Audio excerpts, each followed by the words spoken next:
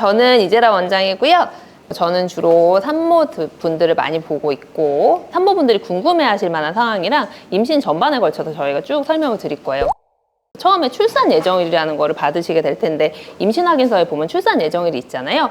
요거에 대해서 다들 궁금해 하시더라고요. 왜냐하면 출산 예정일이라고 하면은 꼭 아기가 나오는 날 같잖아요. 근데 실제로 아기가 나오는 날은 아기만 알아요. 이 날짜 정하는 이유는 뭐냐면 아기가 주수보다 작은지 주수보다 큰지 분만은 언제까지 기다려도 되는지 만약에 수술을 해야 된다고 하면 수술 날짜를 언제를 잡아야 될지 그런 기준점이 되는 거라고 생각하시면 돼요.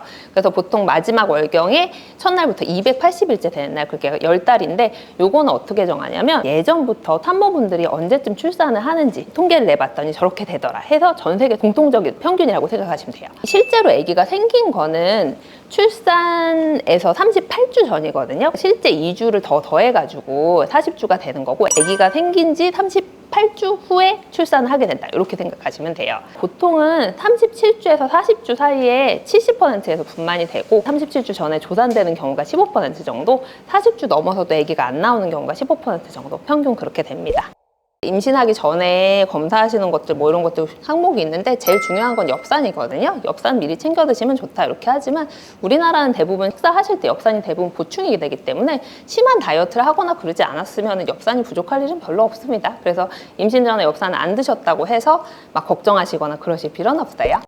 그리고 임신 정기 검진 기간 요거 병원 다니신 분들 다 아시긴 하겠지만 초기 때는 한 2주에 한 번, 경우에 따라서는 일주일에 한 번 자주 오시고 안정기 들어가서 한 12주에서 한 28주 정도까지 한 달에 한 번, 그 이후에 2주에 한 번으로 다시 돌아갔다가 한 35주, 6주 정도부터는 일주일에 한 번. 처음 방문하셨을 때 이제 초음파 보고 필요한 검사, 소변 검사, 임신 초기 필요한 검사 이런 것들 하고 그리고 12주 때 목뒤 투명대 보고 기형아 검사 하고 16주 때 이제 필요하면 양수 검사 하기도 하고 만약에 이제 목뒤 투명대가 두껍다던가 예전에 아기 다운 증후군이라던가 이런 과거력이 있으셨으면 양수 검사를 하기도 합니다. 그래서 20주 때는 정밀 초음파 보는데요. 정밀 초음파는 형태적인 이상을 보는 거예요. 그래서 손가락, 발가락 개수 그리고 머리 안쪽의 구조, 심장 안쪽의 구조 이런 식으로 형태적인 이상이 있는지 이런 것들 보게 되고요. 임신성 당뇨 요거 시럽 마시고 1시간 있다 피 뽑는 건데 사실 임신성 당뇨가 굉장히 억울하긴 해요. 왜냐하면 임신 중에 그 호르몬 영향 때문에 엄마들이 자기가 건강 관리를 잘 하셨어도 인슐린 저항성이 생기면서 당뇨 비슷한 상태가 됩니다. 내가 임신성 당뇨면 내가 너무 많이 먹었나? 아니면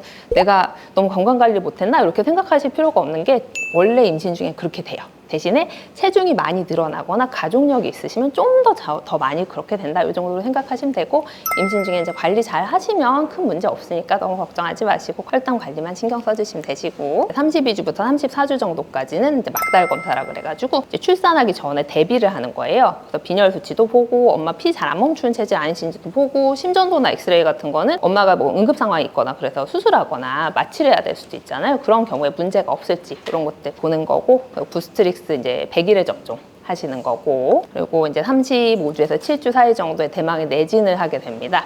이제 내진이라고 하는 거는 제가 엄마 산도 쪽에 손을 이렇게 2개를 넣어가지고 자궁문이 열려 있는지 보게 되는 거예요. 자연분만을 할 수 있을지 아니면 제왕절개가 필요한 상황인지 그런 걸 매번 판단을 하게 돼요. 예를 들어서 예전에 제왕절개 하셔가지고 제왕절개를 하셔야 되는 분들은 한 34주 뭐 이때쯤에 저희가 우리 다음에 수술해야 되니까 수술 날짜 잡지요 이렇게 얘기를 하고 그런 이유가 없으신 분들은 그냥 자연스럽게 보다가 한 37주 정도 됐을 때 내진을 해보고 자연분만에 유리하실지 어떨지 힌트를 잡아요. 왜냐하면 제가 여기 손가락이 이렇게 2개 들어간다 그랬잖아요. 내진할 때 많이 불편하신 분들은 사실 자연분만하기 어려운 경우가 많아요. 왜냐하면 아기 머리가 나와야 되는데 손가락만으로 불편하다고 하면 아기가 내려오는 건 사실 더 어려울 거고 두 번째로는 내진 자체가 사실 좀 힘드신 분들이 있어요. 자연분만 하는 과정에서는 내진을 계속 해야 되거든요. 그래서 최소한 한두 시간에 한 번씩은 해야 되고 진행이 막 되는 과정에서 1시간에 몇 번씩도 하고 그래요. 근데 만약에 엄마가 내진이 많이 힘드시다고 하면은 자연분만 하는 것 자체가 본인한테 너무 큰 트라우마가 될 수 있기 때문에